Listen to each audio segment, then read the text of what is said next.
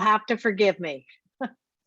I'm so glad I could join you tonight. It would just be better if we were in person. There's so much networking that normally happens after we hear from our speakers. I always enjoy catching up with people. But we will get back to that practice next year and look forward to seeing all of you in person.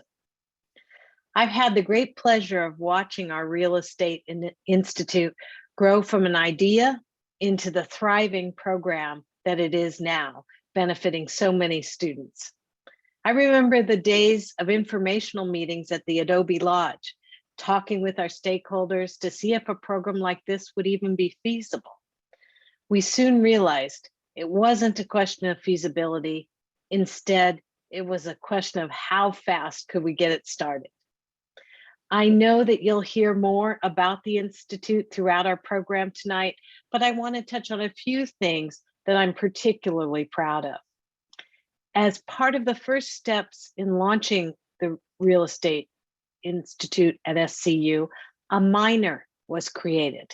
And over the course of 3 short years, it's become one of the most popular minors in the Levy School of Business.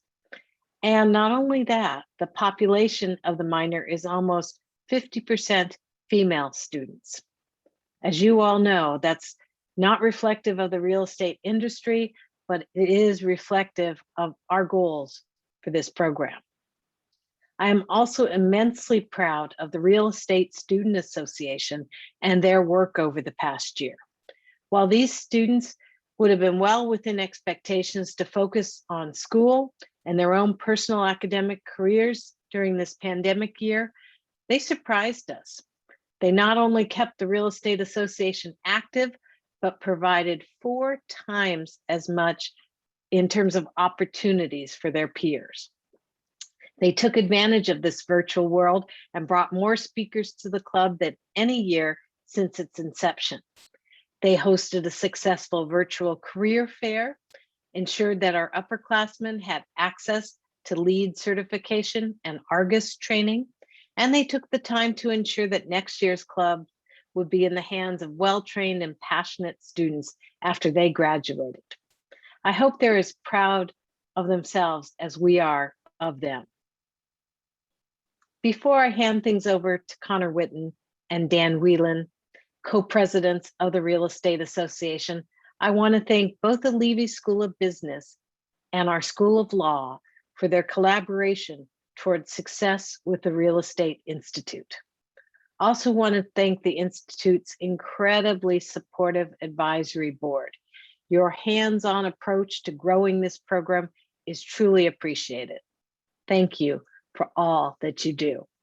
Now I'm honored to hand it over to Dan and Connor. Thank you.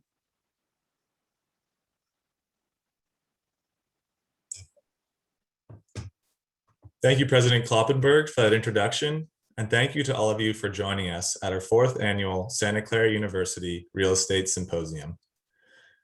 We'll begin our event with a panel discussion moderated by Professor CJ Gaby that will address some of the issues and benefits of work from home and how we can get back to offices in cities, all coming from the various viewpoints of our speakers.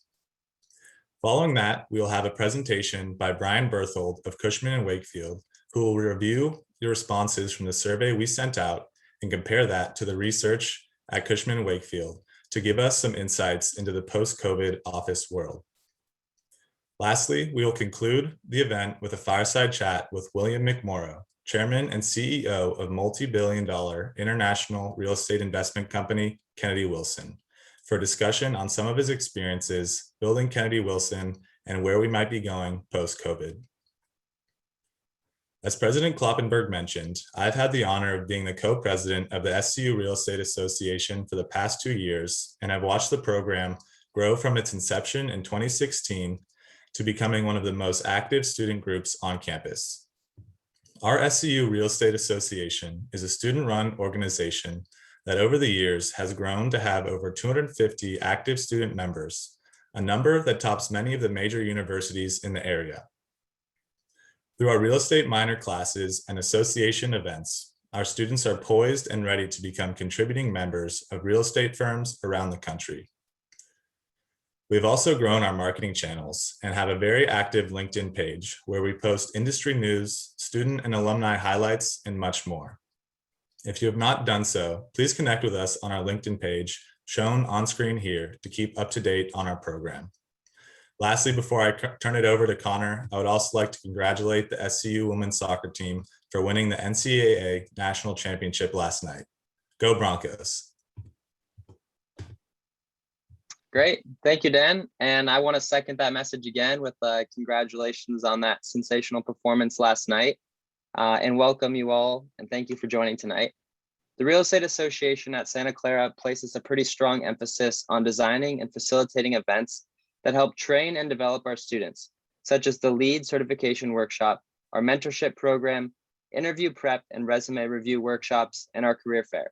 We supplement these with speaker events focused on a wide range of topics, such as how to buy your first investment property, how technology is changing real estate, down to a deep dive on how financing is arranged for acquisitions.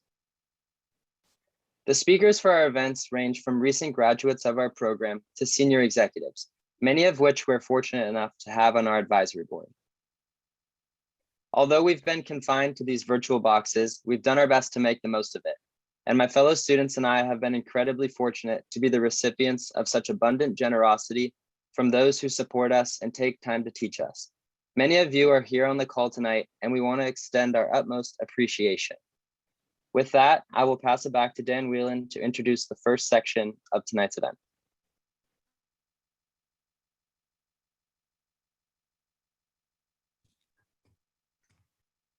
Thank you, Connor.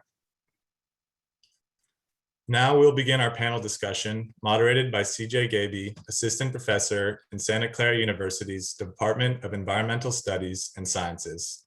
His research focuses on land use planning, housing policy, and climate change. CJ has a PhD in urban planning from UCLA and a Master's of Urban Planning from University of Washington. He's a member of the American Institute of Certified Planners and has more than 10 years of professional experience in planning and public policy. Our three panelists are Brad Paul, Deputy Executive Director of Local Government Services at the Metropolitan Transportation Commission, an association of Bay Area governments. He's the executive team lead on the housing implementation and regional economic recovery work programs.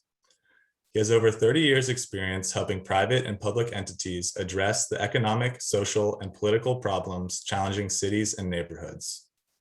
We are joined by Colette Kress, EVP and CFO of NVIDIA Corporation, an American multinational technology company headquartered right here in Santa Clara. Colette joined NVIDIA in September of 2013 after serving nearly 25 years in a range of finance roles at major technology companies. She previously served as Senior VP and CFO of Cisco Systems Business Technology and Operations Finance Organization. We are also joined by Scott Dunlap of Gensler Architects, the largest architectural firm in the world with headquarters just up the road in San Francisco. Scott is a managing principal for Gensler's Northwest region with oversight for offices in Oakland, San Francisco, San Jose, and Seattle. A registered architect, he has provided leadership on a range of architectural and interior projects for clients spanning industries from the financial services to high tech. Now I'll turn it over to Professor Gaby to begin the discussion. Thanks so much, Dan. Yeah, thank you all for joining us this afternoon. I'm looking forward to an exciting event, including our panel here. Before I get started, I wanted to just say on a personal note, it's been exciting for me over the last few years to be part of the Real Estate Institute here at Santa Clara, and also getting to know our really talented Real Estate Association members. Many of the students have been in my courses, and it's just, I mean, they've put on a great event, and I am, continually impressed by their professionalism and the work that they're doing. So I was kind of reflecting on, over the last 2 years, some of the things that have occurred since the last Real Estate Symposium. And, the list got kind of long in terms of, we've had a pandemic, an economic downturn, a reckoning with racism and racial injustice. We've had an acceleration in technological innovation.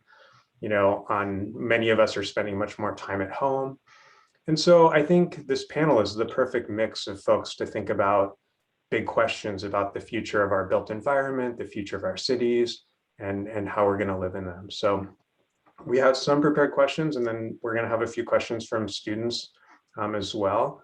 And I wanted to kick it off by asking Colette a question, thinking back that if somebody had told you, a few years ago that at some point, your employees would be working from home for 18 months, or what would you have thought? And how did NVIDIA pivot to work from home kind of on such short notice?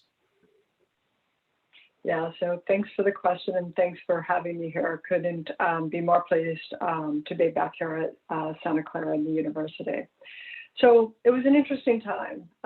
We have, as you know, quite a few large buildings and a huge site here in Santa Clara. And even in the early days, when we were thinking about some of the buildings that we were building, there was a lot of discussion about would we need the buildings that we are building? Do they need to be built exactly how the history had been built, or do we need to reshift to what this may look like? As we expected, people might be working from home more or looking for part-time in terms of the office. One of the other things about our buildings, if you see, is we actually do not have all the space for parking cars, because one of our key things that we are working on is autonomous vehicles. And we said parking garages may not be needed in the future. Let's not build them as a large percentage of our buildings. However, looking at what has happened over the last 15 months, no, this was not anything that we had expected. And probably what was very interesting about the cities that we're in right now, in Santa Clara and San Francisco, and the high-tech companies, they were the first in the US to actually shut down and stay at home. That's before the government, that was before the county, that was before any of us actually told us that we would be working from home. We moved first. We moved quickly, as many of the tech companies that are here in the Valley had so much of their operations in the Asia-Pac area. And we had already seen some of the issues that were surfacing because of the upcoming pandemic. And we took it upon ourselves to say, it's time. It's time to move the employees in terms of working at home. The way to do that, though, given that there was nothing in works, was actually to move the executive team. So we were asked as the executives, you guys go first. You work from home first. We said, like when? Like tomorrow. I mean, tomorrow we're just going to be all from home. And that's how it started. And that's correct. Everybody quickly followed. Now, keep in mind, when the governments did start moving towards people working from home, up came the discussion about essential workers. What did it mean to be an essential worker? What was that like? How would we determine? And so the company like NVIDIA and many of the other peers here in the Valley, we set up committees. We set up a committee, an executive committee, that essentially met 2 or 3 times a week to determine how we would function in terms of essential business. Now, a global company like ourselves, there's days that we are launching something once a month, once every couple weeks. Is that essential work? We had to think about all the things that we had planned. We were completing a major acquisition in terms of our Mellanox acquisition that was in Israel. We can't fly to Israel anymore. We can't even see our overall future employees, and we have to actually close that acquisition. So we learned how to do quite some unique things, all from our overall homes. And our biggest focus was focused on the safety of our employees. The safety, and what I would say would be the flexibility of the platform to support those that were at home. Most of the tech companies in the Valley really focus not only just on their employees, but on the communities around and those that serve us as in terms of employers. Meaning we have a significant amount of contract employees, those that are around the company working to support us. But that work was not necessarily essential anymore.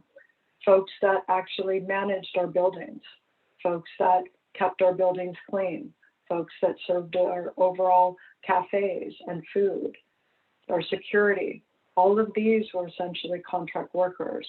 We continue to support them. They're still on our payroll today. We have continued to support not only those that work for us, but making sure their families are also safe. As you know, we're experiencing some pretty challenging things in India. India serves about 3,000 to 4,000 of our employees. And it's actually devastating to see what they are experiencing versus what we're experiencing now in Santa Clara. So we're there to, again, not only support those employees, support their families. We're working on getting oxygen. We're working on figuring out how we can administer overall vaccines in India. So I think probably one of the most important things in reflection over the last 15 months, every single region is different. What we're experiencing here is nothing similar to what we may be experiencing in any single one of our 59 different sites around the world. Every single one was done differently. For example, here in the US, we think 6 feet. We remind ourselves all the time, 6 feet. Asia's 1 meter. Very, very different. Well, why are they 1 meter? Why are we 6 feet? Right now, in terms of our overall operations, we probably have about maybe about 10 to 15% of our employees back in terms of the office. In terms of opening sites that we probably have about 7 different sites open. That's it, around the world. So even though we may have been the first movers to be at home, we will likely be some of the last movers to go back into the office. Meaning at this time, we do not have a plan to open here yet in overall Santa Clara. And we'll continue to work to figure out when is that most safe piece, and that we can open up those sites safely for our overall employees. Probably the newest thing that entered that we just didn't anticipate 15 months ago was the speed of the vaccine. It actually forced us to switch in the middle of the year to figure out how to open up some sites, such as Israel, which is one of the most vaccinated population in the world. And they felt they could go back because more than 90% of our employees were vaccinated. So all of these things have really, really challenged us as a company to learn how to work, learn how to really execute what we wanted to. But the most important thing that it was taking care of our employees. Thanks. Yeah, it's interesting to hear your description of the global nature of your response, and then also think about the big questions moving forward. I want to ask you more about that a little bit later when we think about kind of, what is the future of the workplace and our neighborhoods and cities. I wanted to follow up and ask Scott a question just about, and touch on some of these issues. How has the pandemic changed people's perceptions of living and working in dense urban locations and neighborhoods? How do you see that playing out today? I think your question is really timely because next week we're going to publish the results of a City Pulse survey that we've just completed. We've surveyed 10 global cities around the world, benchmarked 5,000 respondents, 500 in each of those 10 cities, to get their sense of what it's like and what their plans are in terms of staying in urban locations. The survey was conducted in February of this year, and we've just really kind of finalized the results. It was conducted between January 25th and February 25th. The 10 cities that we surveyed were New York, London, San Francisco, Singapore. Those were 4 cities that we had surveyed a year ago.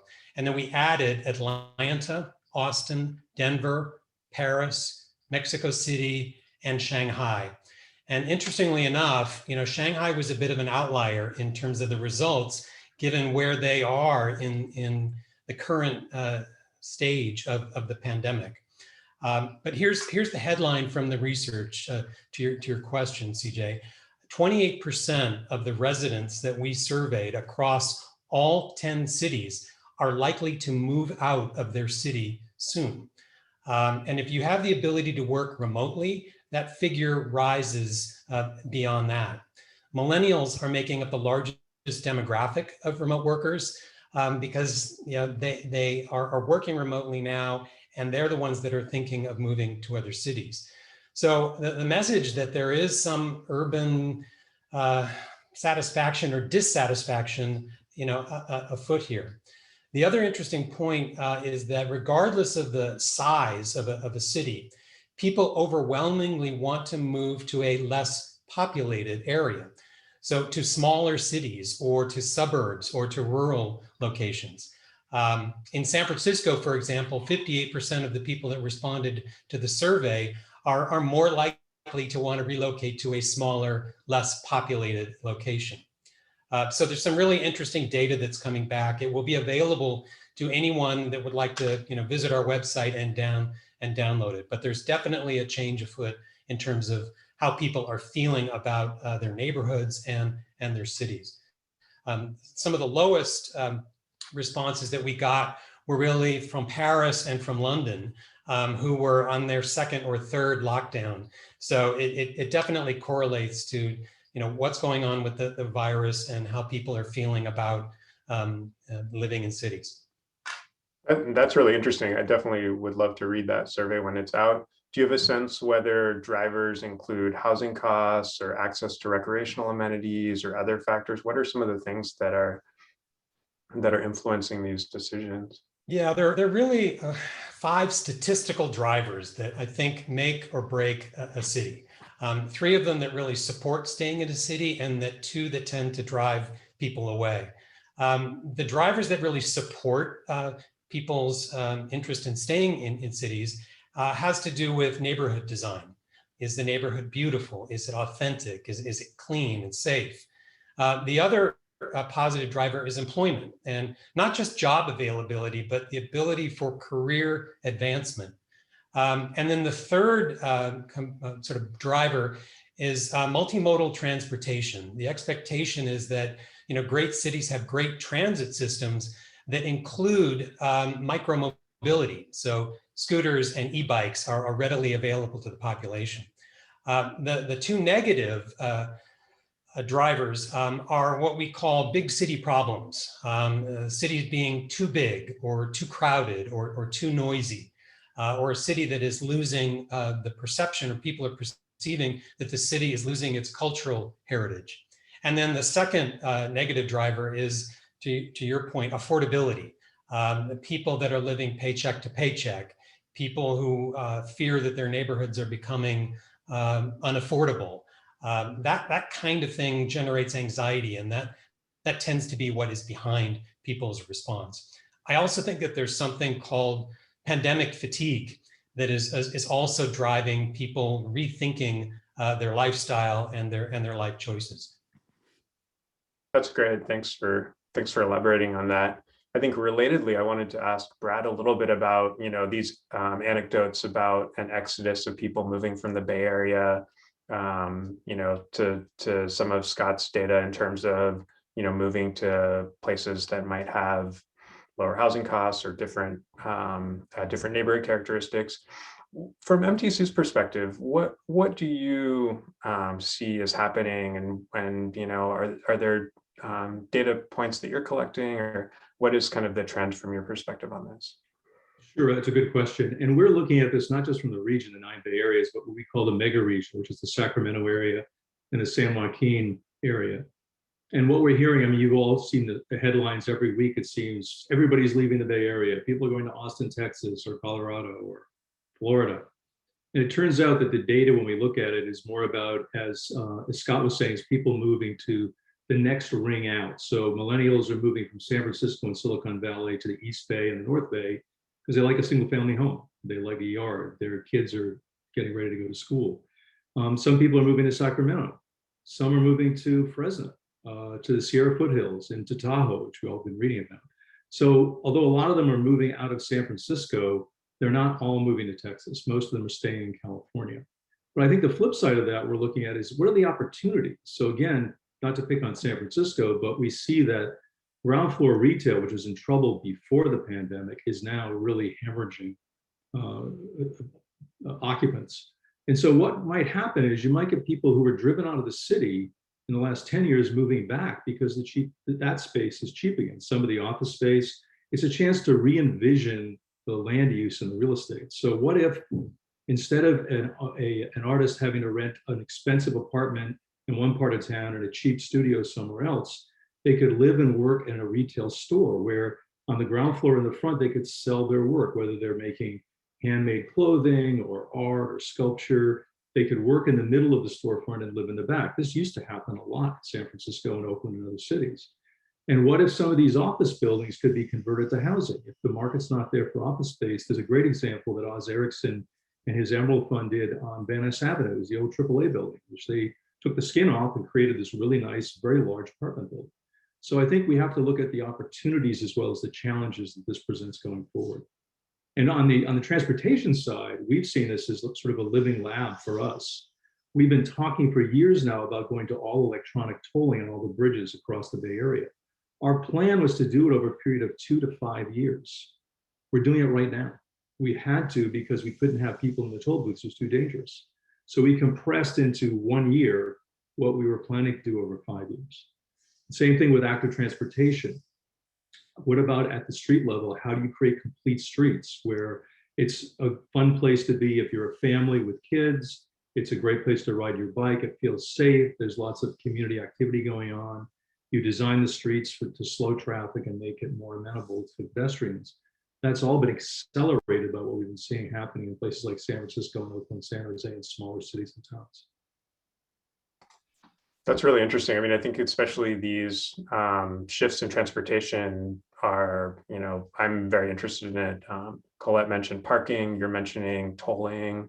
A question I wanted to ask also was about the future of public transportation and how you foresaw folks getting comfortable with ridership again, and how you saw kind of the new ridership helping meet the region's transit goals. We've been spending a lot of time in our committee meetings talking about what's going to take to make people feel safe coming back to public transportation. And there was a lot of discussion about that. I think now that the rate of vaccination is going up as quickly as it is in the Bay Area, it still says, okay, what besides that people want to see before they're willing to get on public transportation? The other thing that's happening is for decades now, people in the Bay Area have been saying, can't we figure out a way to consolidate the 27 separate transportation agencies around the Bay? And we have a Blue Ribbon Transportation Recovery Committee that's working on this issue. And they're talking about a mobility planner for the region. They're talking about things that never would have come up without the pandemic and without the struggles that the transit agencies are going through. That does not mean we're going to create 1 or 3 agencies to run everything, but we're going to figure out a way to create more seamless activity from one to the other. So from the rider's point of view, from the customer's point of view, everything will seem to match up. So when you get off a bus from one transit system, you're right there waiting to get on a train from another. The schedules are synced up. There may be a way to pay electronically for the whole trip up at the beginning. So it just becomes easier and easier for people to take public transportation. Thanks. And I think that seamless transition between modes and agencies is certainly a great aspiration. So thank you for sharing that. We have time for maybe 1 or 2 more questions before I get into some of the student questions. I wanted to ask Scott a question about the future of office design and how Gensler is thinking about office design in the post-pandemic world. And, what does that look like? Yeah, I think the future still needs the workplace is how I would answer that. The workplace is really a glue that binds teams together. It promotes culture. It's really where we, bring people, place, and technology together and really give agency to all of the work modes. We're starting to think about the future of the workplace as more of an ecosystem. That you've really got to align around some common purposes. There's a policy and operations component, which includes HR and corporate communications. There's a technology and tools component to it that includes IT and operations. There's place and service, which is really the spatial component, and that's where facilities and real estate would come into play. And then there's a culture and behaviors component, which is where teams, events, employee experience all comes into one. So all 4 of those components form that ecosystem that I was just describing. I think, the bottom line is that environments are going to have to work harder for people, all environments for experience and to support health, collaboration, and communication. If you want to attract people to an office or a sports arena or a retail center, building owners are going to have to do things today that they didn't have to do before. They're going to have to generate interest and confidence in the environment itself. And I think that great design can really help achieve that. That's great. I mean, I think to some of that point is, I know a lot of folks who are interested in getting back to the office as soon as possible, but others are really thinking, I like working at home. I like the flexibility. I like, some aspects of it. I wanted to ask Colette, how do you see this future mix of working from home and back in the office? What do you think that looks like? Yeah, it's a big question that many of the companies here in the Valley are working through, as well as us at NVIDIA. What we're experiencing right now when you're in the middle of the pandemic and working from home is we're all in the same playing field. We all have our cameras, we all have our single screen, and everybody is in the same place within there. Now, if we immediately open up the offices tomorrow and say, well, some of us will stay back and some of us will be in the office is not engineered to handle that. If you recall, your conference rooms have a single screen up at the front. You stare at a bunch of chairs and people are staring at the screen. They're not staring at their individual video that they can see all of the people. So the great thing about the pandemic is it's put everything on the same playing field. I can see all the faces at one time. So thinking about this of how do you maneuver in there? We already know in some of the offices that we've opened, it's been very interesting. We've of course had to open them in stages. Only a very few offices around the world are open 100%. And even though we open up to 30%, 40%, or 50%, same amount of people come back into that office, or essentially only about 30%. So there is a newness to going back to the office. Not everybody's there, but just as everything, too much of the same thing for too long is not ideal as well. So the work at home for everybody can't really continue because it really will change a lot of how the businesses overall run. We will start to reopen, and slowly but surely, we will get back to a reasonable level. Now, before we went back, or before we went on the pandemic space, we didn't have 100% of the people in the office. You had people that were meeting with customers. You had people that maybe spent one day of the week at home that decided not to travel into the office. We'll probably get back to that. But some of the things that we are looking at is how do we create a continuation of the environments that we've started? Most of our environments inside of the office are collaboration environments. They're not to come and sit in an office by yourself or sit in a cube by yourself. Most of them is creating the ability to create virtual meetings at a dime that says, let's go sit over here at this table and let's go and work. We may create neighborhoods. The neighborhood of finance may be Wall Street Circle. Go over there, and that's where you'll find the overall finance team if you need overall support. So I believe we're headed in the ability to support everybody moving back. It might be more collaborative than when we left, but I think it's headed in that direction of still people moving into the office to support the cultures of the company. That's great. I mean, I'm really struck by our students who are graduating now are going to be experiencing an office culture and life that's very different than many of us have experienced over the last few decades. And I know they have some questions for you. I'm going to turn it over to the students for a few questions, and then I'll pop back on in a few minutes. Hi, everyone. Thank you for joining us tonight. My name is Lauren Gray, and I'm a graduating senior, and I've been a part of the Real Estate Association executive team for 3 years now. And this question is actually directed at all of you. So if each of you could answer just a short synopsis of whatever you have to say, that would be great. And it is, how can a student or a recent graduate stand out in the new office environment?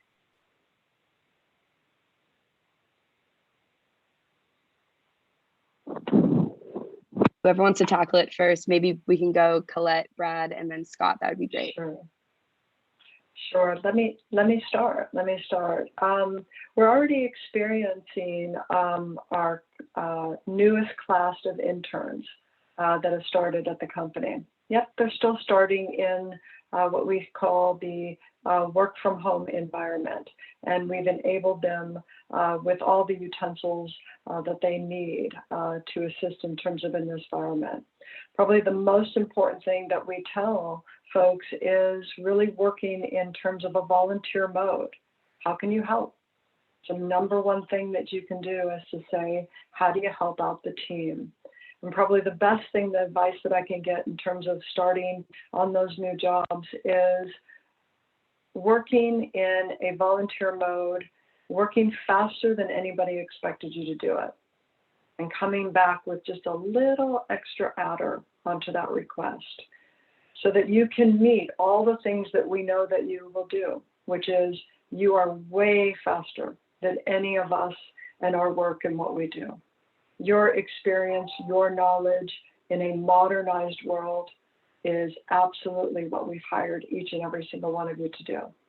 And so surprise us from the onset that we said, yep, that's what we knew about you. Could always be the fastest on the team and could always add just a little bit more, that we're a little bit dated in what we do to add to the work. That's what we all are expecting. And you put a smile on our face every single time that you do it with the first project that you do. I would agree with that. And I would just add that I just found out the other day that of our roughly 300 people that work at ABAG and MTC, there are 30 people who joined us since the pandemic sent everybody home. So they have never been in the office. But I think for somebody starting new, we love having new faces in the office. So you automatically have an advantage. We're going to be sort of looking to help you, to sort of acclimate you to what we do in the culture. The one thing I would add is that you do have a different perspective, and that's a good thing.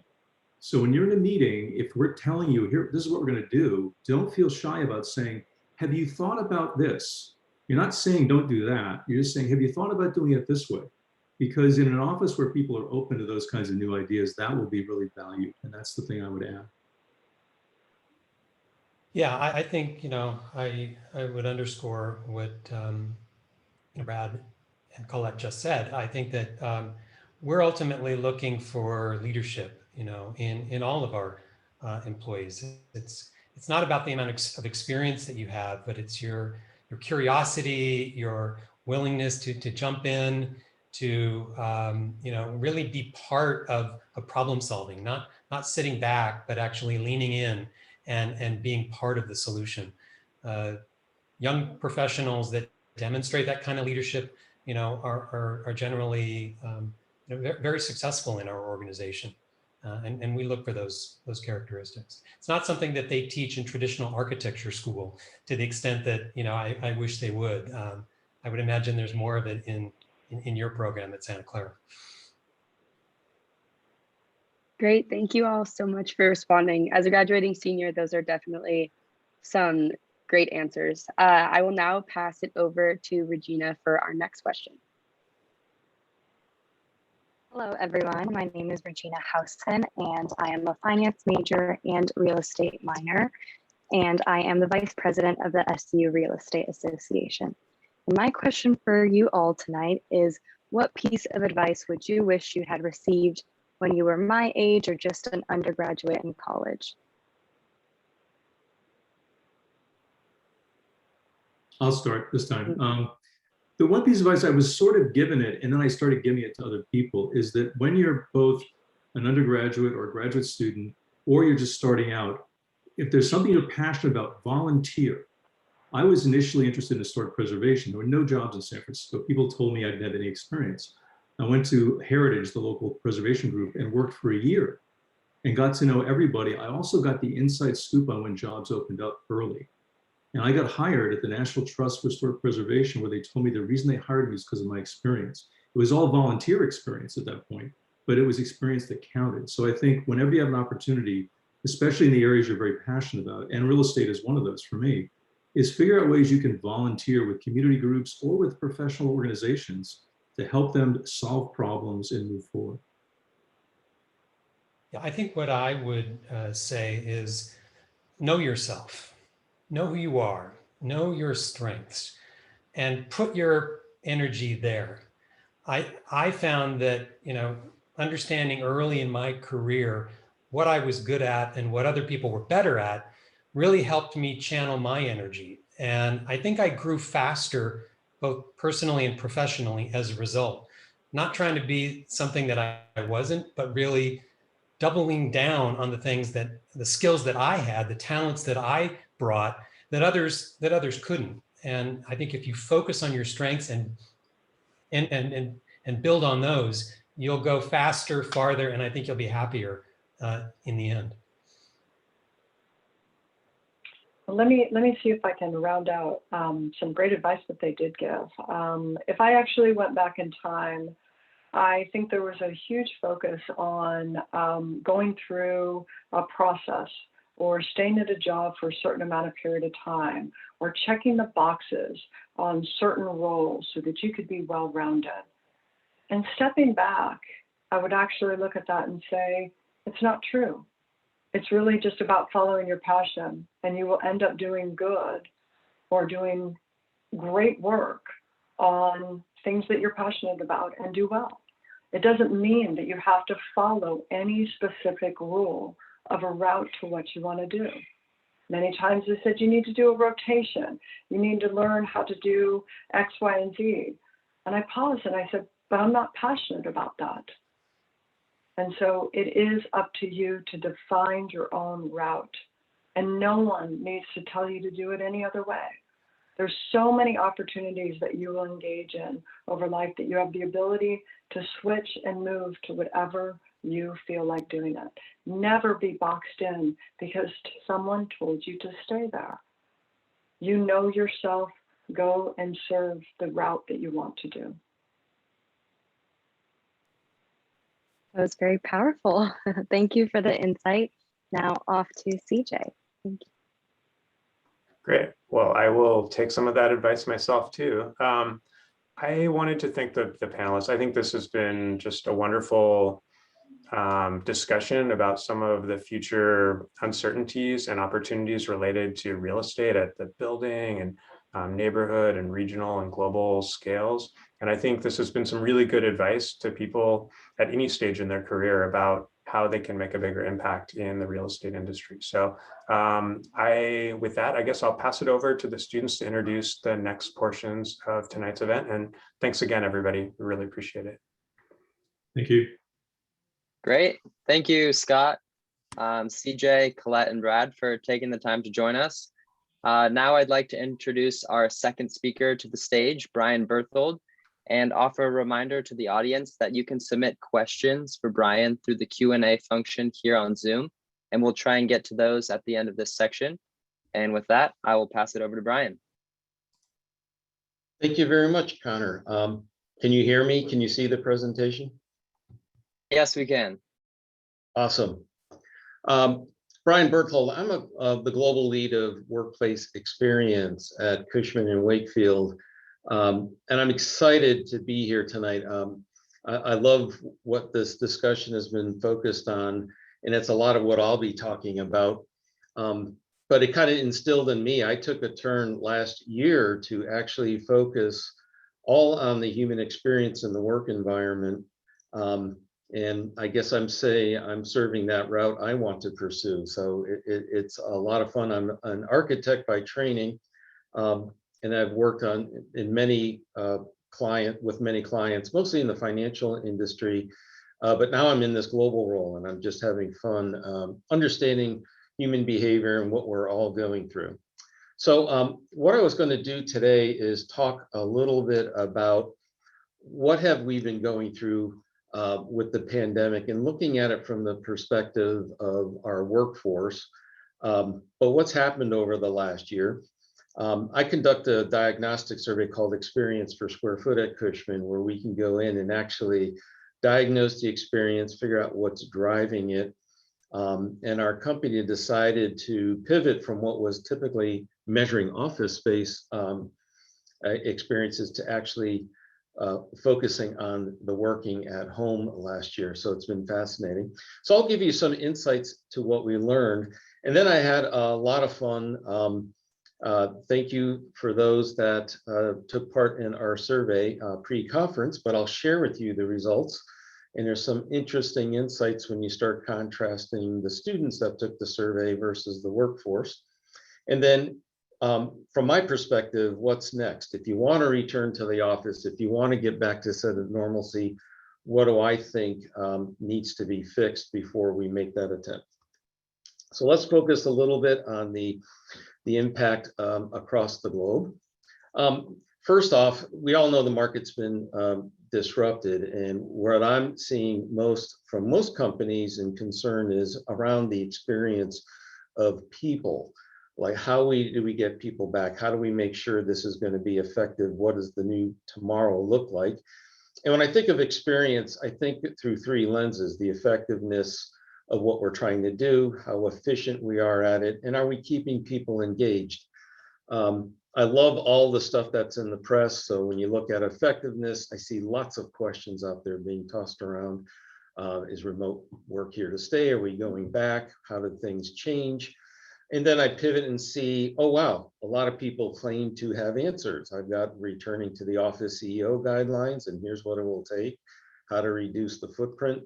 But meanwhile, we've got these people issues. You know, what if we don't want to go back? That just came out in the Wall Street Journal on Monday. It was, how to rally a jittery workforce back at the office. Just a lot of concern. I kind of joke, I have clients ask me all the time, what should we be doing? What is everyone else doing? And my frank answer is everyone's asking me, what is everyone else doing? We haven't done this before. There are no clear-cut answers. So what have we seen? What have we gone through? Just at a high level, if we look at, we canvass about 60,000 people over 100 countries. So it was an intense study. And what we found is productivity didn't slip. About 75% of people are still working. That's the same number we had pre-COVID. So that was good around productivity. However, personal connections were suffering. This was about 74% pre-COVID. Now it's down to only half of the people feeling connected. So when I say connected, this is socializing, bonding, learning, feeling connected to culture. So we've lost a lot there. Our well-being has taken a hit. That was 73% pre-COVID. Now it's down to 55%. Our younger generations, a lot of you, and you'll see that in some of the data when I looked at students versus the workforce, a lot more of the younger people struggling out there, mostly because of logistics. I don't have a setup at home, or my home's not a business environment. Roommates vying for the one space, or I'm on my kitchen table, kids home from school. There's just a whole host of issues out there, but 3/4 of the younger generations have issues. But overall, about 4 out of 5, 78% are saying, you know what, I think we should work more flexibly, work more from home, and start opening up what was maybe 5, 10% of the workforce into a broader number distribution. We're also seeing some disparities across geographies. So Europe is struggling the most. They've also been in lockdown the most. And Asia Pac and the Americas are neck and neck, they're about even. But you can see here, different countries have different experiences, with the US slightly just above average. We're seeing the same things across states here. The warmer climate, Southeast region, are having the better experiences. They anchor almost everything except for Nevada on the right. You see where California positioned, but more dense urban locations, colder climates where you don't have the opportunities to get out. Those states really had much more of a hit. and are slower to come out of this with a better experience. If we look at, well, home is great, but what's not working? So why are we driven to work more remotely? Well, first off, a high level of trust by managers in their workforce that they're getting their work done. So that's great. Companies have been doing a great job keeping people informed about what's going on. We're still productive. Therefore, hey, let's do more of this. But let's talk about what's not working so well. It's my sense of well-being has been knocked. Learning is gone down. Only 2/3 of people feel they're learning. Mentorship is pretty much evaporated for many. This is data right off of our survey that we gave to you guys, but can I effectively mentor employees working remotely? And you'll see the vast majority say, I somewhat disagree, and many strongly disagree, but it is a challenging to kind of build that rapport and mentorship role, trying to do it virtually. But overall, we're not feeling connected to each other. We're on video calls, but they're all project-based. There's not much of the pre-meeting and post-meeting kind of check-ins. And lastly, the stat that disturbs me the most, only half of us are feeling connected to company culture. This was 81% prior to COVID, and 81% of people liking their company culture, but only half of us connecting to it. What we have seen is we've had repeat people take our survey. We get some slight upticks in people doing better job working out the kinks at home. But look at these double-digit drops, further disconnects from the culture, less bonding, and learning's taken another hit. So it's just showcasing why things like this aren't sustainable. If we look at office activities, pre-COVID, we pretty much tried to do everything in the office, collaborating, focusing, innovating. And what we've seen through the pandemic is the reasons to come to the office are more about collaborating, learning together, connecting the culture, learning. And where you focus, everyone's proven that they can pretty much do that in this workplace ecosystem, and find what's your comfort. Some people want to come back to the office to do that, others want to stay home, but give them that freedom of choice. There are some groups that are struggling even more so working from home. Your sales innovation groups struggling the most. But overall, these focus activities, let them happen elsewhere. And that's changing the nature of our workplace and what we're doing. Another key component is we ask people, well, why would you work remote? So you can see some of it, like I save on my commute, or I'm working flexibly, better work-life balance, and it's easier to focus. And this whole issue of bonding, we're seeing 73% before and only 50% now. And why would I come to the office? And you'll see here, nothing about focus or individual activities. It's about getting together, collaborating, learning, networking. And those are the things that are really driving us. But what the key takeaway here is, I'm not doing the same job in the office as I am at home. So companies saying, hey, I'm going to tell you when to come in or when you can work from home. Well, my schedule doesn't necessarily say I'm collaborating on that day or I need to focus on that day, but I'm doing different tasks depending on where my location is. I like that someone had a question, well, is your survey up to date from the previous discussion? We're issuing now new data points every 2 weeks because the data does change. One of the factors that we've seen is people in the 3 to 5 year tenure group are the largest cohort out there. And we actually have data now that's showing their experience improves in the office over trying to do their same role at home. Other things that fascinate us, and this was counterintuitive, but the honeymooners, people that started working and never have been to your office, they're actually having the best experience of all groups because the playing field is level. So a lot of clients worried about them. Well, you don't really need to be for right now.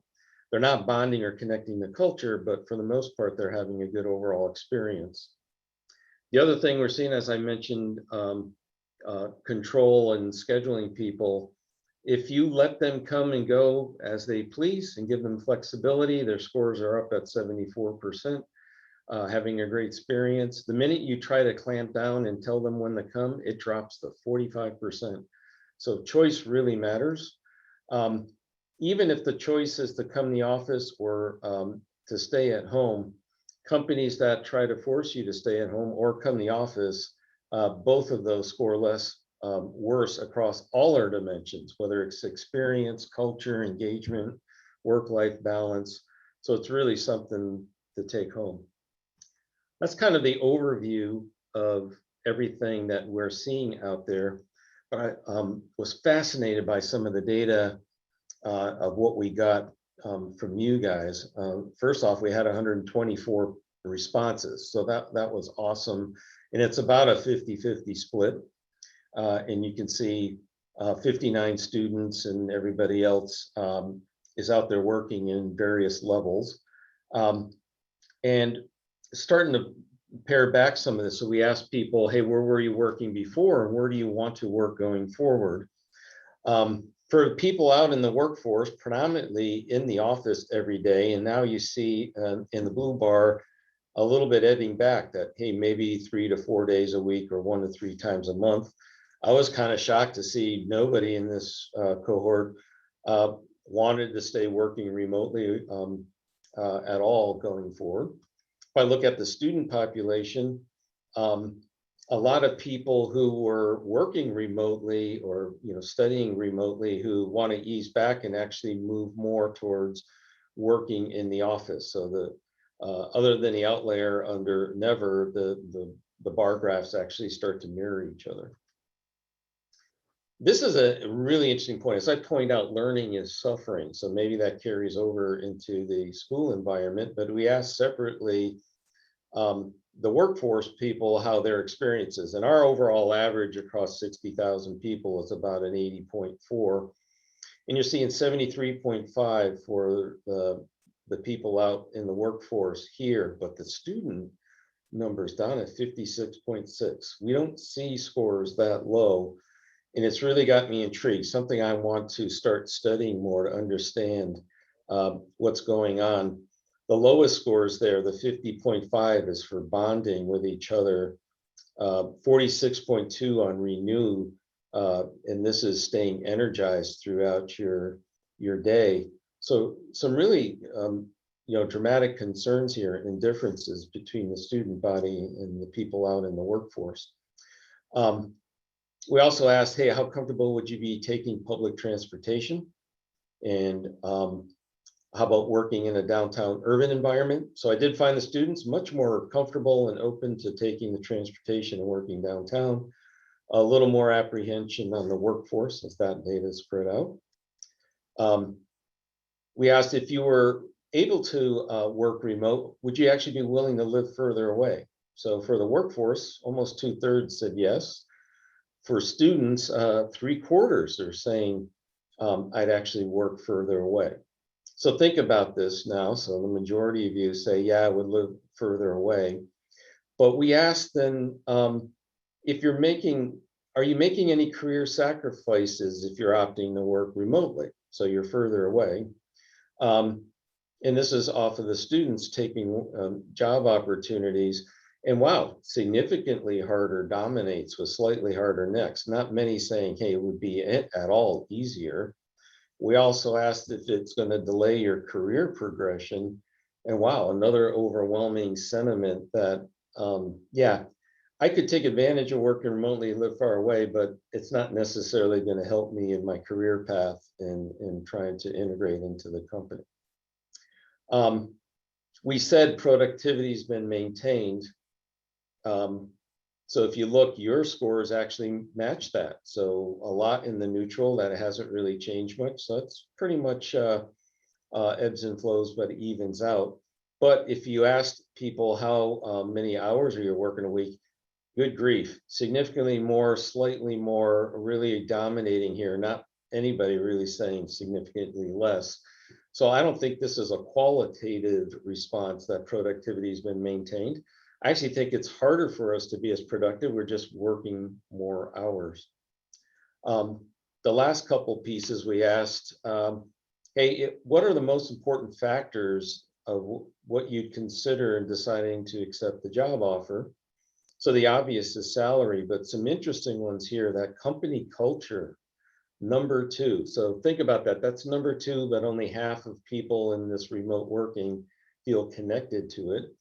Opportunities for growth, and yet we're worried about growth if we're too far remote from the office. Good work-life balance and a fit with the team.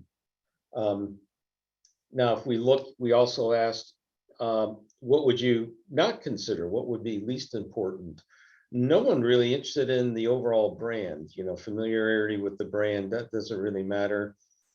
And then a distant 2nd through 5, training and development, not as important.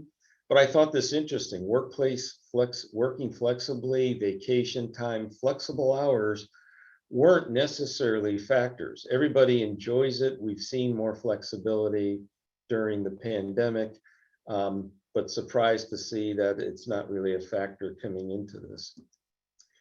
And the last thing I'll talk about is, so what's next? If you want to return to the office, these are the things I think companies have the biggest issues out there that I see need to be figured out.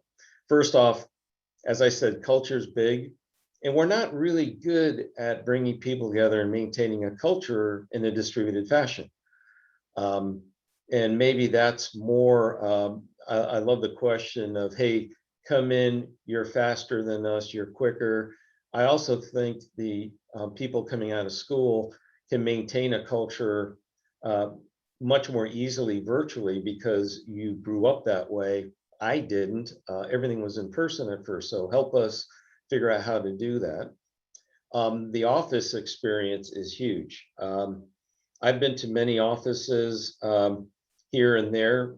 I used to travel a lot. I've only been to my own office 3 times in the last year, but I feel a lot of offices feel like TSA going through the airport. So many rules and don't do this and all of that. And people are actually in the mindset of, I'd rather work at home, so convince me why this is a better experience. So how do we make it a great experience again to come to work? Number 3, shift to the total workplace ecosystem. How do we embrace office, working remote, third places as being okay and promoting that and taking care of people no matter where they are? There's a lot of old school companies that say you have to be here. I see that an issue. Maintaining effective collaboration. I call this Office Technology, Collaborative Technology 2019 meets Zoom 2020. They do not work together very well. That has to be resolved. Our taking care of people in place, expanding facility management, it has to think beyond the 4 walls and actually start to care for workers no matter where they are, and the home workers. And then rethinking amenities. A lot of amenities were on site. I think they need to be virtual too. So it's not just the gym at the office. It's a fitness program I can subscribe to and take advantage of no matter where I am, as one example. That's the overview. I'll stop there and happy to turn it over for any questions.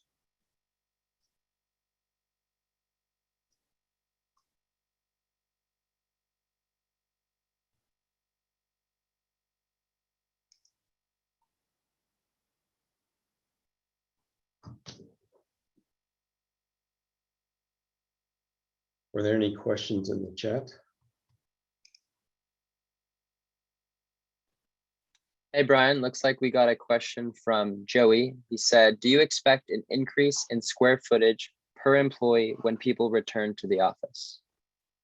What I actually think is going to happen is a couple things.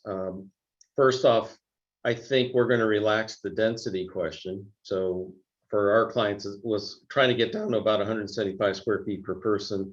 I'm seeing people more around 210, 215 now, but not as many people coming in. The average I'm seeing is 25, 50, 25, 25% coming in all the time, 25% staying home, 50% hybrid. And that mix will dictate in how much you desk share and hotel, how much square footage. I do think it'll be less, but I do think the portfolio will get more dispersed. It's not going to be everything in headquarters. I'm seeing some hub and spoke kind of, hey, let's provide satellite touchdown areas close to where our population works, and less about forcing them to commute to where we are all the time. Great. Our next question comes from Dennis, and he says, bottom line, is office demand more, less, or the same right now? Great question. My advice to people right now is do not change your footprint unless you got a lease terminating or an opportunity. No company has gone through all of this. I do see a change in mix of 70% desk, 30% collaboration, flip-flopping, and going to 30% desking and 70% collaborative space. And collaborative space will take more square footage. You'll have less desking area. But what I do know is the existing spaces that we would look at utilization, we'd average between 51 to 58% of seats being occupied. So we know we have the wiggle room to pilot new ideas and concepts. To me, pilot them and then hone in on where you really need the square footage. Overall, I believe it will be shrinking at first.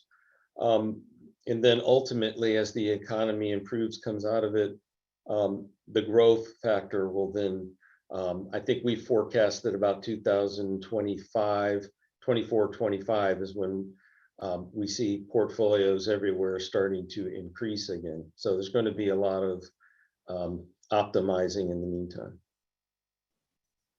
Great. Our next question comes from Jim Whelan, and he says, Brian, this has been an extremely informative session. As you interpret the results, do you see the younger group of current students or recent graduates getting comfortable in not having in-person meetings with mentors, supervisors, colleagues, and HR? That's difficult. I think for me, you have to develop a rapport first. I think you can relax the face-to-face if you've developed that. It's very hard to just start off never having met somebody. My advice is always, hey, find a way to at least make introductions, grab a cup of coffee, have a couple of the initial relationships kind of nurtured, where you're not just, hey, I got a focused set of time, 45 minutes, an hour to talk to you, and it's blum, blum, blum. I think trying to relax it, my analogy is it's kind of like when you go off to college, it's easier to come back home because I know you or talk on the phone. But if I've never been in your house and you say, hey, why don't you, be part of the family? Well, if I've never lived there, it's kind of hard to just say, I'm a member of the family. Yep, definitely. And a question from myself, I was wondering, which of the student statistics did you find most surprising from our internal survey? Honestly, the experience. From my perspective, and I've had daughters who have gone through college and graduated recently, and I've grown up watching them be very comfortable online and chatting with friends. My joke would always be getting my daughter out of her room at 2 p.m. on Saturday and say, hey, why don't you go be with your friends? And she told me I've been with them all day. So I thought that level of comfort would carry through to learning, working with classmates and the teacher relationships. So I was really surprised to see the stress levels and the lower experience scores versus the people in the office. So yeah, I think that's the biggest thing, and something I want to study more. I'd even welcome putting together a focus group with any of the students here to kind of talk through their experiences and try to understand more. Hey, what's causing that, or what do we think's going on there? Because I think that's really important for all schools to benefit. Most people don't do these experience surveys to know. And it's a few people at the top or a dean professor trying to guess if this is working. I'm an analyst at heart, so I want to see it through data. And the data is telling me this is something we got to take a look at.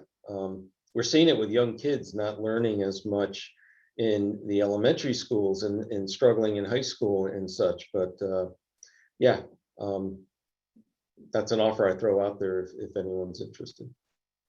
Certainly, and I'm sure many of the students in attendance today would be, quite interested in moving forward and working with you on that. So we'll make sure to circle back. Our next question comes from Miles Clark.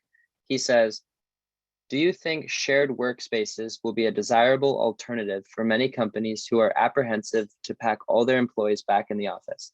Does this open up opportunity for more companies like WeWork? Yeah, I think what I'm seeing is if you focus the attention on why people are coming in. I'm coming in, I'll stay with the college analogy. When I go off to college and I come back home, it's not about going to my bedroom. If it's all about individual heads down, I'd stay at my dorm. I came to see the family. It's the family room. It's the collaborative space. Yeah, I need a touchdown area. So if we're talking about the desk, that's not where I'm spending my time when I go in the office. So it makes sense to treat it like a hospitality conference center, and I need some touchdown business area to sit down and get some work done. But I don't need that signed to me all day.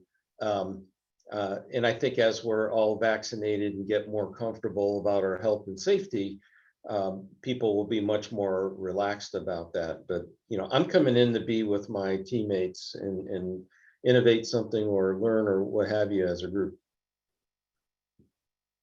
On the WeWork, well, the one thing I will add is I see a lot where people don't necessarily have a business environment at home.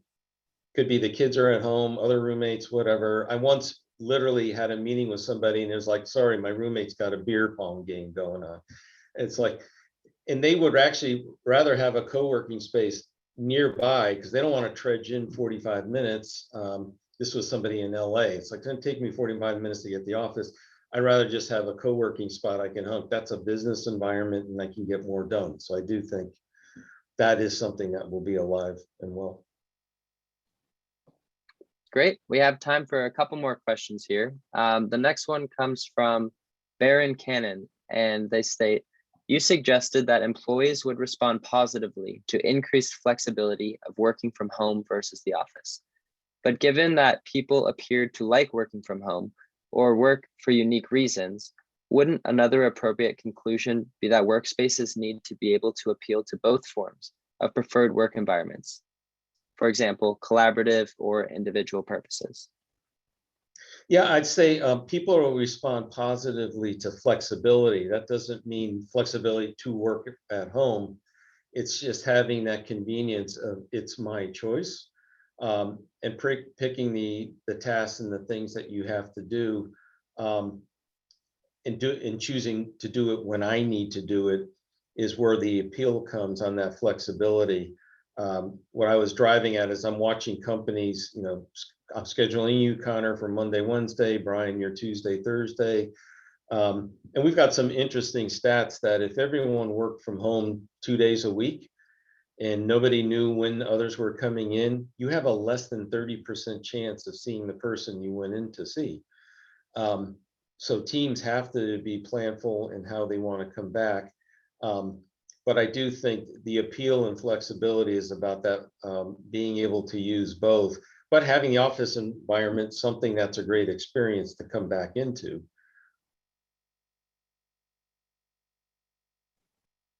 Fantastic. All right, just a couple more here.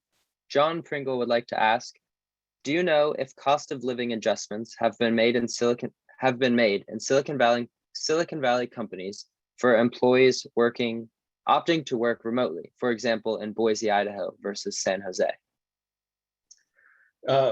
I know what you guys know and what I get from some of my client meetings, but a lot in the news that, yeah, there are companies that are saying, I'm giving you the flexibility to move to a lower cost, location such as, Idaho, but I'm not necessarily going to maintain your standard pay and salary at the level you are accustomed to now, because you get the same thing. If I'm moving from Idaho to Silicon Valley, I expect a pay increase just to keep me going to buy the same house and the things I could afford elsewhere. I haven't seen enough of the movement. Most of the movement I've seen has been self-inflicted. You know, I'm opting to work from Florida right now. My daughter told me last night she lives in Santa Monica, that she bought a one-way ticket to Maui. Her and her friends have a house they can share there. They swapped the house, and they're going to work there until, you know, it's all remote. I'm going to work there for 3 weeks. I was like, okay. But I'm not seeing a lot of these policies yet put into place. I think they're fraught with risk, and everyone's afraid to be the first mover in the space. Because as soon as one company doesn't, they got attrition. Certainly. Well, Brian, thank you very, very much for taking the time to put this survey together, put this presentation together, and answer so many of our audience's questions. At this time, we are going to transition to our third speaker for our event. And I now have the privilege of saying that this event will be moderated by Matt DiNapoli, the CEO of DiNapoli Capital Partners and one of the Real Estate Association's biggest supporters. I'm fortunate enough to be taking his real estate transaction course this quarter, and have already learned a ton. And Matt is going to be joined by Bill McMorrow, who is the chairman and CEO of Kennedy Wilson. Now, I expect that Matt will momentarily provide an overview of the admirable business accomplishments Bill and Kennedy Wilson have achieved, but I wanted to quickly touch on and introduce some of the recognition he's received for his character, including the Ireland Chamber of Commerce Business Achievement Award for his years of leadership and contributions to Ireland, the Ellis Island Medal of Honor, the position of trustee for the Navy SEAL Foundation, and involvement with several other philanthropic efforts focused on education. So on behalf of all of us tonight, I would like to thank you for joining us, Bill. And with that, I'll pass it over to Matt DiNapoli. Thank you. Thank you, Connor. Thank you, Dan. And most of all, thank you, Bill, for taking the time to join us for this year's Santa Clara University Real Estate Symposium. Our topic is getting back to work, and it certainly looks like you're getting back to work. So glad to see that. On behalf of the university and on behalf of the student-led Real Estate Association, I'd just like to say that we are so honored and appreciative of you being here and being our featured speaker. There's nobody in my view that represents what we like to talk about at Santa Clara University as conscientious capitalism, and you exemplify it beautifully. For those of you that don't know Bill McMorrow, let me just start by saying Bill McMorrow's the chairman and CEO of Kennedy Wilson. Kennedy Wilson is a global real estate company with offices all over the world. They have $18 billion of assets under management. They own about 30,000 multifamily apartment units. They have about 22 million square feet of commercial and hotel space. And currently they have about $2.4 billion of assets under development. They also are starting a lending platform and growing very, very quickly. I'm in awe of what you've created. And I'd like to start off, Bill, by just saying, when I started off in the real estate industry, in the late 80s, you had just bought Kennedy Wilson. And I think at that time you had a handful of employees. And Kennedy Wilson at that time was best known as a small auction house that was selling foreclosed assets for the RTC when we had the savings and loan crisis. Could you just tell us a little bit about how you took Kennedy Wilson from what it was then to what it is today? Yeah. Well, hey, Matt, first of all, thank you for that super kind introduction. And I think for everybody here, I was listening before, Matt, one of the great things in my life have been the relationships that I've been able to have with people like yourself for so many years. And that really was how we've built Kennedy Wilson over the years, whether it's internally with all of our people or externally. But I would say that it goes way, way, way back before I got to Kennedy Wilson. And I was lucky enough to to be one of 9 kids, but raised in an environment where hard work was really put at a premium. And so I was brought up in a family that where my dad, a Navy fighter pilot, really, we had to work hard from an early age. And then my time, in the banking business for 17 years, where I was lending money to Fortune 500 companies and middle market companies and working out problem real estate that banks ultimately always ended up with, was kind of what set me up for Kennedy Wilson. And so in 1988, you're right, and I bought Kennedy Wilson. The total capital of the company was $57,000. And we had 11 people in the company.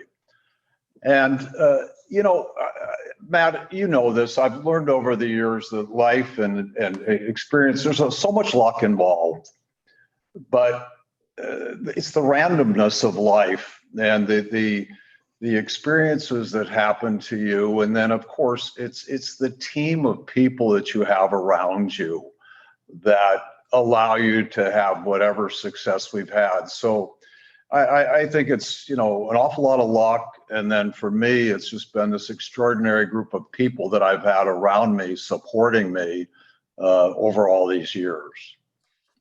Bill, were there any pivotal moments or in the company's history that sort of changed the trajectory of your growth? A certain asset or a certain hire, maybe a project that you did? I think there were so many, Matt. I mean, I don't have time. I mean, there were probably 50 things that changed the outcome and direction of the company. But as I said at the beginning, my whole theory has been over the years to keep the same team of people together for extended periods of time. And so the woman who's the president of our company, she and I have been together for 30 years. And we've also had a philosophy of bringing younger people into the business right out of school, training them in not only our business, but our culture, and then keeping them. And so I have a lot of people in the company now that are in their early 40s, but they've been with me for 17, 18 years. And, but I would say, Matt, that like any company, there were some critical moments, especially when you start with no capital.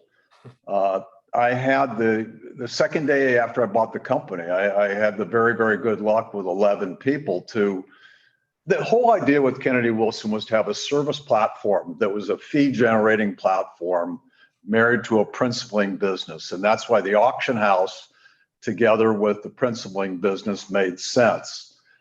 And throughout all my years here, we've had a really good reputation around the world with the banking industry, which was my background.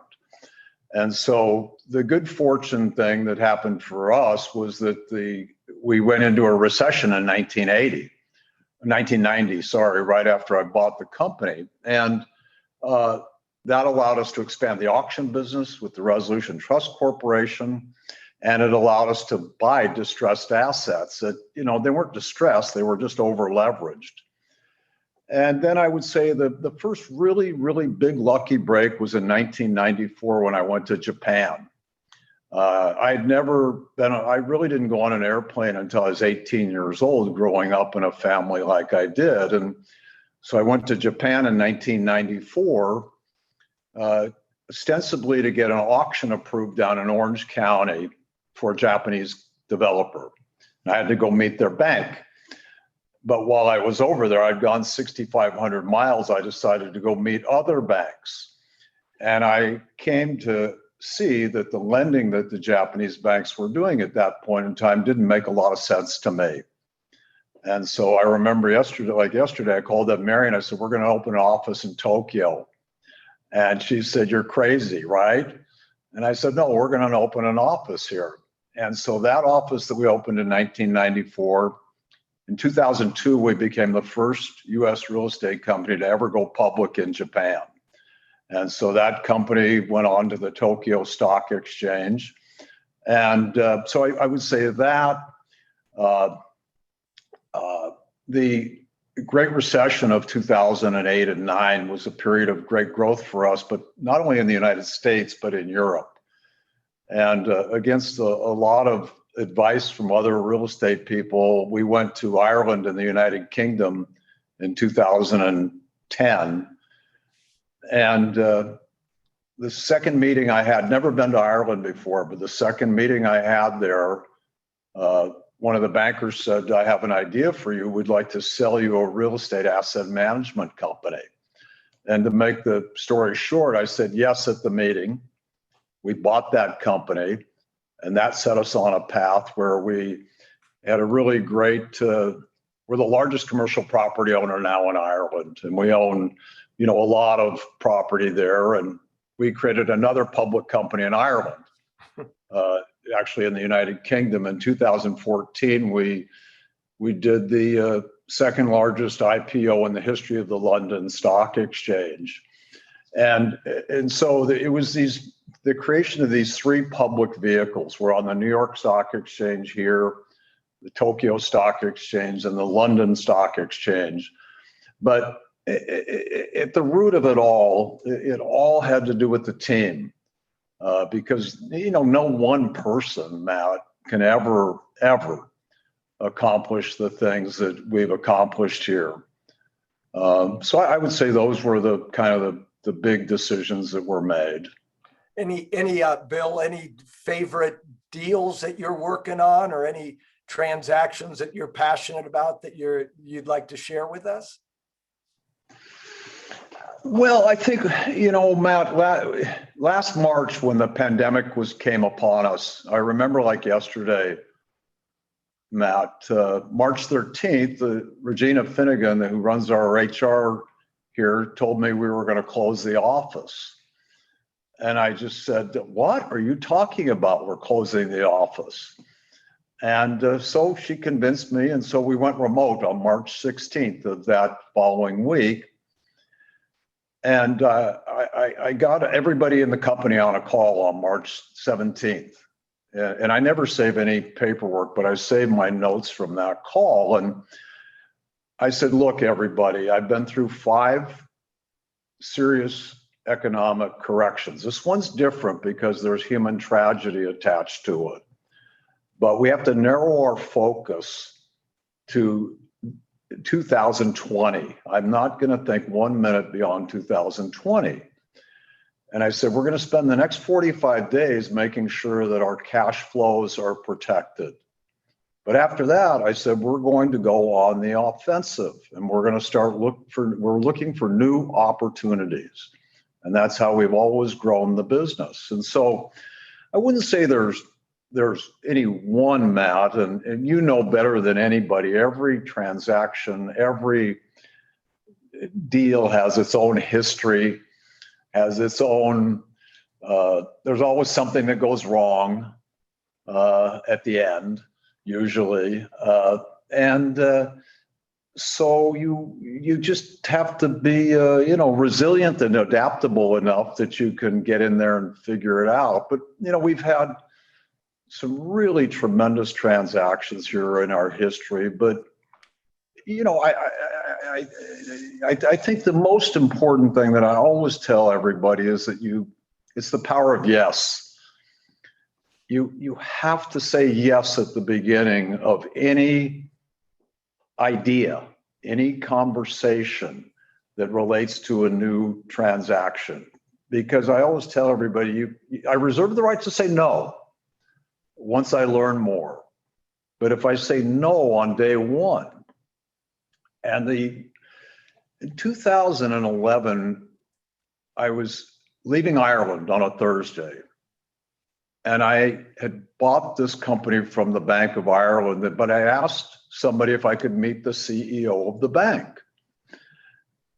I go meet him on a Thursday afternoon, and I asked him how everything was going. And he said, pretty terrible, actually. It was June 29th of 2011. He said, I have to raise $1.5 billion by the end of July, or we're going to get nationalized by the Irish government. And I had read all his material and everything. And I said, I think we can actually help you. And he looked at me like I had, 10 eyes. But to cut the whole short story short, by the end of the following week, they had hired a Wall Street investment banking firm in January. Had raised not a dime. By the end of the following week, we had recapitalized the Bank of Ireland, and that led to this huge recovery in the country. And it was the first recapitalization of a European bank without government assistance. And so it got a lot of attention. So it was just one of those things, Matt, where I didn't really know that we could do it, but I said, yes, we can help. And I think that that's at the root of almost everything we've ever done. So in order to accomplish what you've accomplished, Bill, you have to be as good as at analyzing intellectual assets almost as much as you are analyzing real estate assets. What do you look for when you are in hiring mode and trying to bring people that will come into your team and stay there for the long term? Matt, particularly for the younger people, I look at the person. I don't worry about whether they're trained to do that particular job. We're really trying to evaluate that younger person in terms of will they fit in our culture? And of course, yes, they have to be bright enough to, learn and accept learning. But I tell everybody we're looking for highly confident people that are smart, but they're super humble. That's the main thing that I'm looking for. And then I can't tell you how many successes we've had where we've taken younger people who've never done something, 23, 24 years old, right out of school, and trained them a bit, but generally put them underneath somebody that could teach them what they needed to learn. And then you come back 3 years later and it blows your mind. You can't believe how great they've become. Then you try and keep them with you for another 10, 13, 14, 15 years.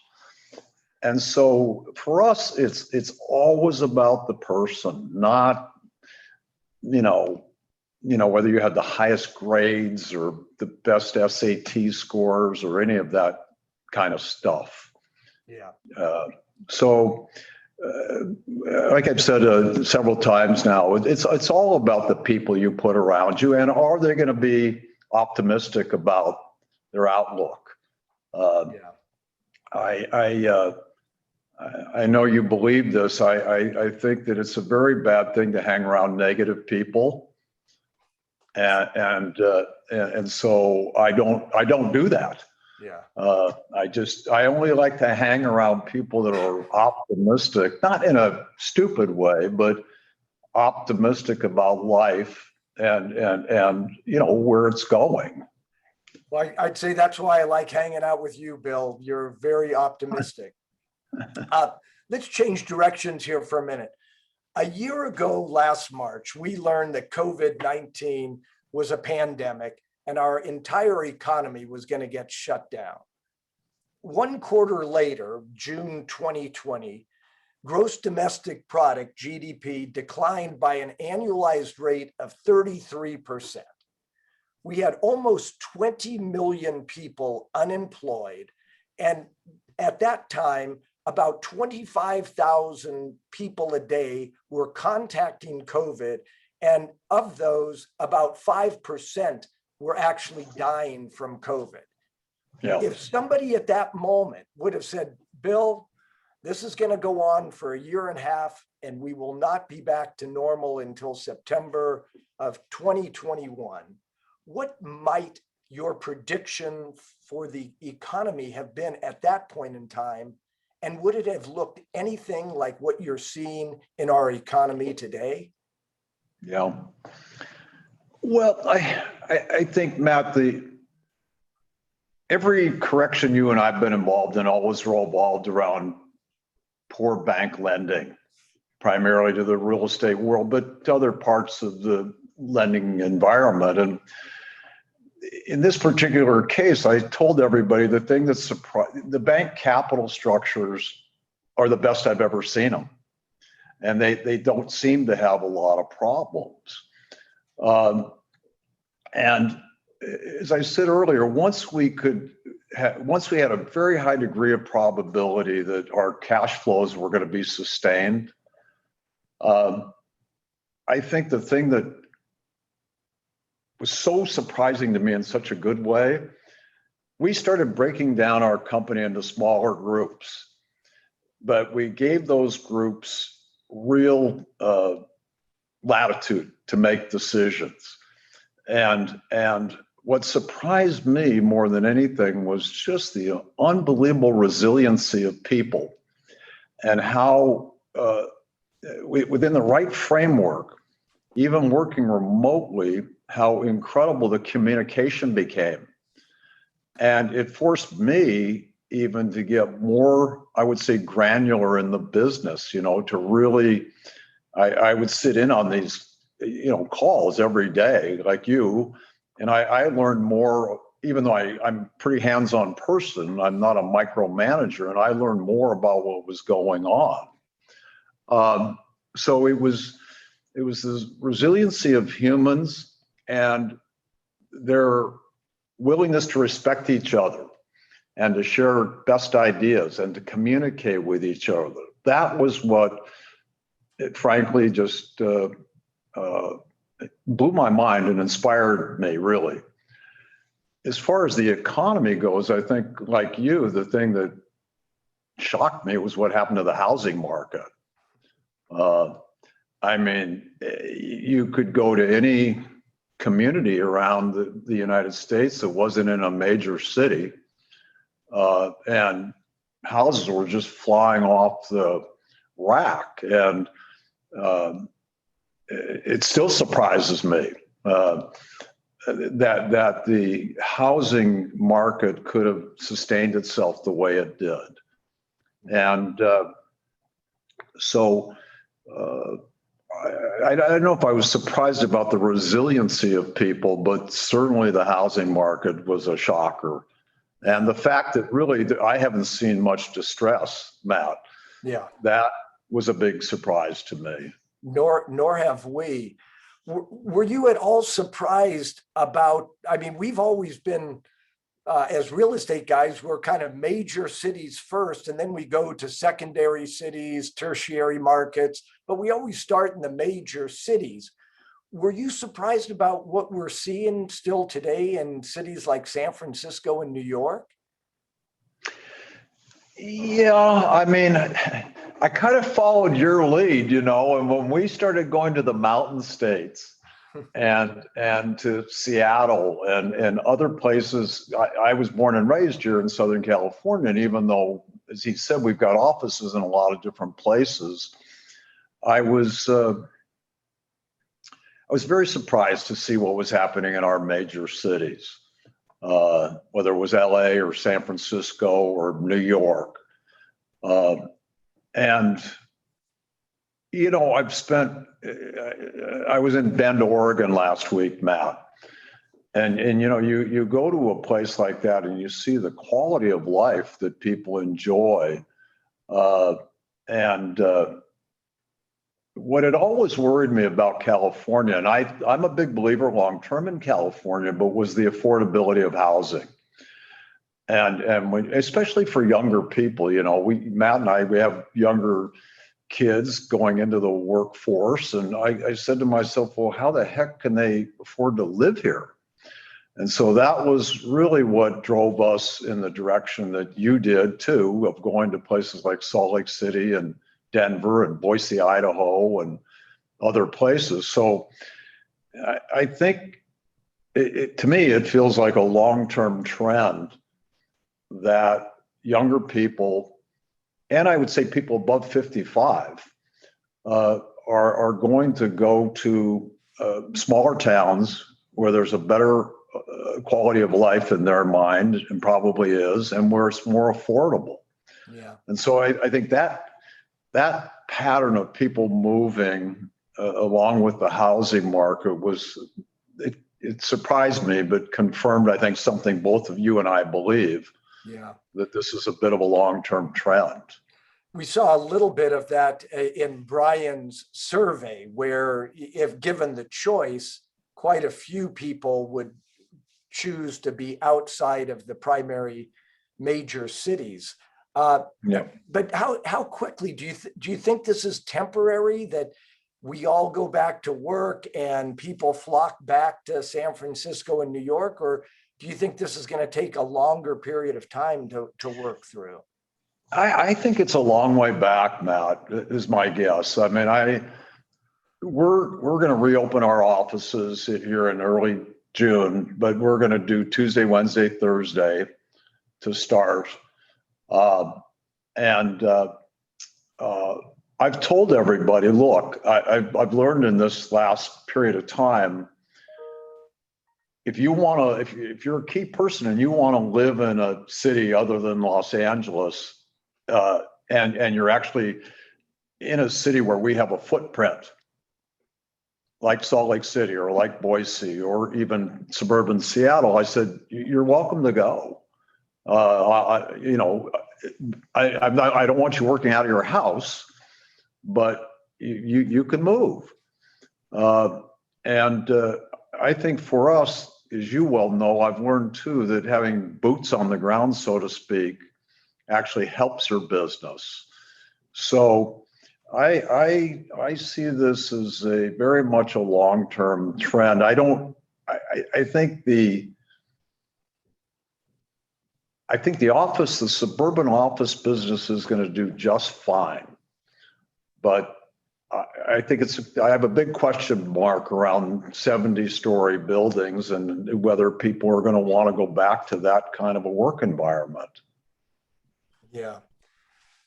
What, in your opinion, has been the most unexpected benefit from the COVID work at home experience?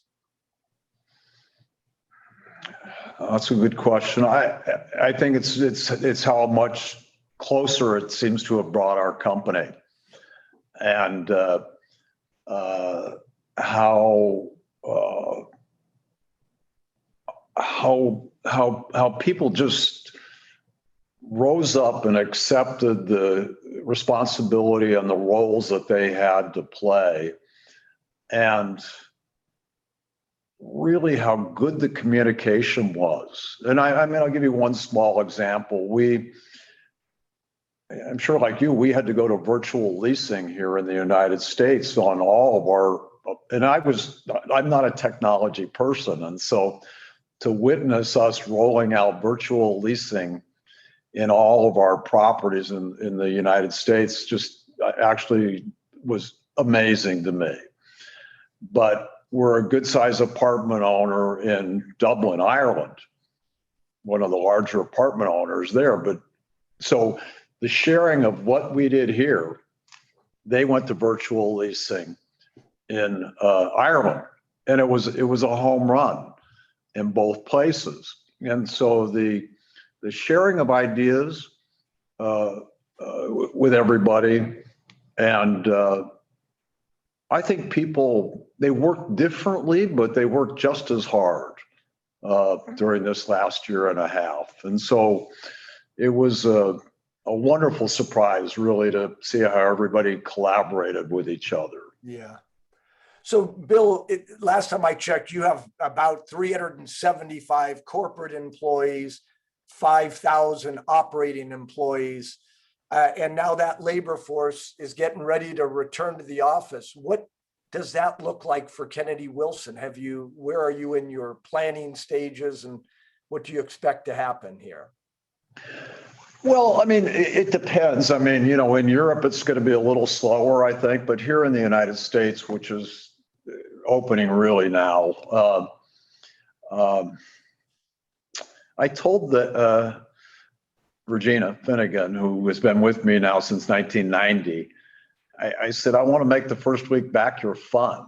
I don't want everybody to just walk in the office and go to their respective location and just hunker in there. And so we're going to something I don't usually, we're going to cater in breakfast, we're going to cater in lunch. I'm going to spend a lot of time everybody's going to spend a lot of time talking to each other. Whether we get a lot accomplished that week or not, I don't know. But it was interesting to me, Matt, in Bend, I had 8 Kennedy Wilson people with me last Wednesday. And 3 of them got up there the night before. And they're all senior people, but they went out to a couple of the breweries. There are a lot of breweries there in Bend.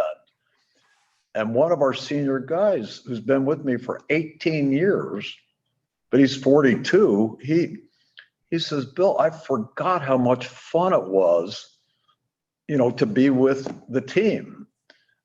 And so that's really what we have to, reinstill in everybody, how much fun it really is. Yeah. And he's been with me for 18 years, senior guy says, and I forgot how much fun our business is. And I said, come on.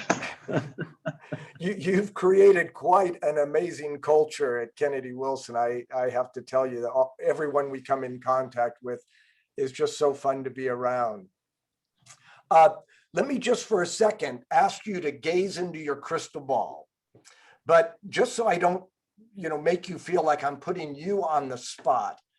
And since we've had sort of a survey approach to tonight's event, let's put up a couple of polls for our audience that's watching right now, and we'll see what their prediction is first. So, Jaleesa, if you could you just throw up our fireside chat poll over the next? Now, GDP has risen on average over the last 10 years, about 2.5%.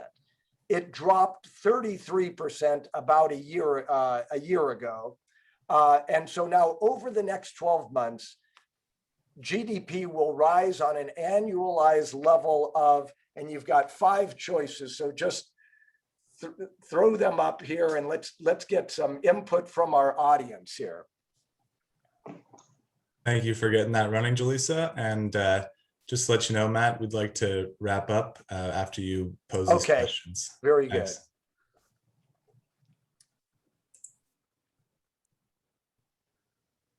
Good. Do we have poll results or? Okay, so most people 5 to 10. And the second question is, where do you see inflation? Inflation has been about 2.5% also per year. And well, it sounds like most people are saying 3 to 4% on inflation and 5 to 10% on GDP. With that information, Bill, why don't you share with us a little bit of your crystal ball on GDP and inflation? Yeah, I mean, Matt, I'm sure like you, the inflation outlook, I don't find positive in terms of, what could happen, because I lived through 1980, when inflation was 14%, and the Fed increased the prime borrowing rate to 21%. And so it seems to me, I'm not a historian, but the only way you can slow inflation down is really to raise interest rates. And so even though the Fed is saying we've got all these tools in our kit and we don't plan to raise rates or anything like that, I believe that we're going to see more than 4% inflation here. You and I are seeing commodity prices at the project level, lumber, steel, everything, every commodity. Yeah. And yes, it could be temporary. I don't know. But my biggest, so anything we're buying now, I just tell everybody, we've got to lock interest rates as long as we can. Yeah, I think good advice. So Bill, in closing, let me ask something that I know is near and dear to your heart, as well as it is to our Jesuit community here, and that's philanthropy.